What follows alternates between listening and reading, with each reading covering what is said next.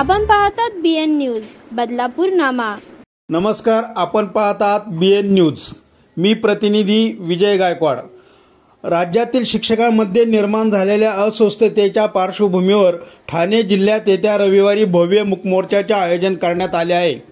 शिक्षक पात्रता परीक्षेसंदर्भात माननीय सर्वोच्च न्यायालयाने दिलेल्या अलीकडील निकालानंतर शिक्षकांच्या सेवा सुरक्षा आणि अस्तित्वावर प्रश्नचिन्ह निर्माण झाल्याची भावना व्यक्त होत आहे। उत्तर प्रदेश सरकारने तात्काळ पुनर्विचार याचिका दाखल करत शिक्षकांचा प्रश्न मांडण्याचा प्रयत्न केला असताना महाराष्ट्र शासनाकडून अद्याप कोणतीही हालचाल न झाल्याने शिक्षक वर्गात मोठ्या प्रमाणात नाराजी व्यक्त केली जात आहे।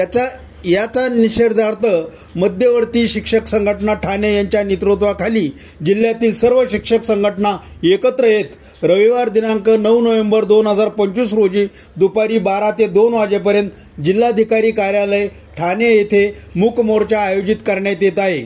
संघटनेच्या पदाधिकाऱ्यांनी आवाहन केले आहे की शिक्षकांच्या हक्कांसाठी, आपल्या ओळखीच्या आणि सन्मानाच्या रक्षणासाठी या मूक मोर्चात प्रत्येक शिक्षकांनी उपस्थित राहून हजेरी लावावी।